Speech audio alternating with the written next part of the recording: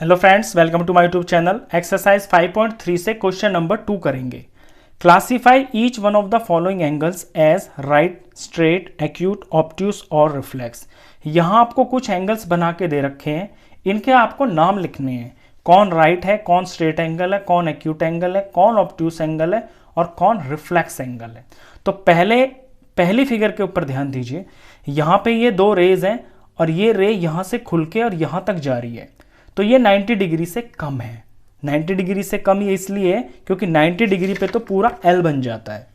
जब 90 का एंगल होता है तो पूरा ऐसे L बन जाता है, और जो इससे कम होता है तो ये रेज ना आपको एक दूसरे की तरफ झुकी हुई दिखाई देंगी। ये होते हैं एक्यूट एंगल। तो फर्स्ट जो है ये आपका एक्यूट एंगल है। बी पार्ट देखिए, बी पार्ट के अंदर ये इस तरह से एंगल बना हुआ है, ऐसे है और ये दूसरी तरफ ऐसे फैला हुआ है। अब जब हम यहाँ पे एक सीधी लाइन डालेंगे तो इस रे से और इस रे तक ये बन गया है 90 डिग्री का एंगल, यानी ये राइट एंगल हो गया है। और राइट एंगल से भी आगे अगर रे चली जाती है तो ये होता है ऑब्ट्यूस एंगल। तो सेकंड जो फिगर है इसमें भी ऐसा ही हो रहा है, तो ये ऑब्ट्यूस एंगल हो गया है। सी फिगर को देखिए, सी में आपको एक स्ट्रेट लाइन दिखाई देगी और जो एंगल बन रहा है वो यहाँ ग्रीन पार्ट से ऐसे गोल हो रखा है। तो सिर्फ आपको इस पे फोकस करना है कि ये जो दो रेज है ना, इन रे के बीच में ये एंगल बन रहा है, तो इसी एंगल को देखना है। सीधी लाइन को मत कंसीडर करना।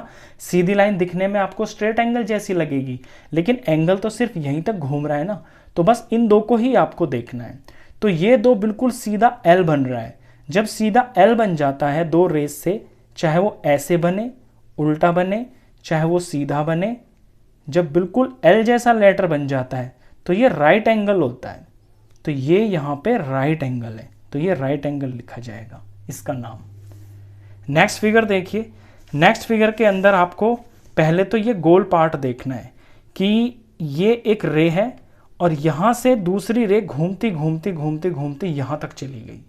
अब आप अंदर वाले एंगल को भी देख सकते हैं, गलती से इसको नहीं देखना है। क्यों? निशान यहाँ पे नहीं है ना।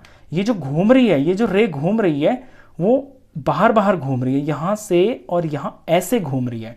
तो ये एंगल क्या बोला जाएगा, एक बार देखिए।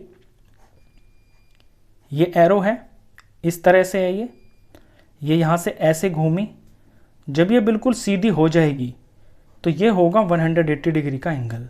लेकिन ये यहाँ नहीं रुकी है, ये इससे भी आगे चली गई है। इट मीन्स ये ऐसे रे है और फिर ये ऐसे रे है, तो ये 180 से भी ज़्यादा आगे चला गया है एंगल। तो जो एंगल 180 से भी आगे निकल जाता है उसे हम बोलते हैं रिफ्लेक्स एंगल। तो ये है रिफ्लेक्स एंगल। नेक्स्ट फिगर देखिए। नेक्स्ट फिगर के अंदर जो आप देख रहे हैं ये एक स्ट्रेट लाइन है और यहाँ एक ये एरो लगा हुआ है, ये जो रे बनी हुई है, लेकिन इनके बीच में यहाँ कोई एंगल नहीं बन रहा। दैट मीन्स जो एंगल बन रहा है ना वो ये वाली रे से और ये जो गोल पार्ट घूम रहा है ये, और यहाँ से ऐसे बन रहा है। तो ये जो घूम रहा है ये पूरा 180 का है। जो सीधी लाइन होती है उस पे जो एंगल बनता है वो 180 डिग्री का होता है और उसे हम बोलते हैं स्ट्रेट एंगल। लास्ट फिगर देखिए। यहाँ पे दो एंगल बन रहे हैं क्योंकि दो एंगलों के निशान है ना। ये जो ग्रीन पार्ट से गोल हो रखा है ना, ये आपके एंगल्स हैं। तो एक तो ये लाइन जा रही है, एक ये लाइन जा रही है, यहाँ पे बीच में एंगल बन रहा है। तो ये तो L से भी कम है। ये दोनों जो लाइंस हैं ये एक दूसरे की तरफ झुकी हुई दिखाई दे रही हैं, तो ये एक्यूट एंगल है। इसी तरह से यहाँ पे भी है, ये लाइन और ये लाइन 90 डिग्री से कम है, क्योंकि 90 की होती तो पूरा L जैसा लेटर दिखाई देता, लेकिन ये तो इससे भी कम है, ऐसे झुकी हुई दिखाई दे रही है। इट मीन्स ये भी एक्यूट एंगल है। तो ये जो दोनों एंगल्स यहाँ पे निशान लगा हुआ है ये दोनों एंगल्स एक्यूट एंगल है। बस लास्ट पार्ट था, क्वेश्चन खत्म। नेक्स्ट क्वेश्चंस के लिए मिलते हैं नेक्स्ट वीडियो में, तब तक के लिए गुड बाय।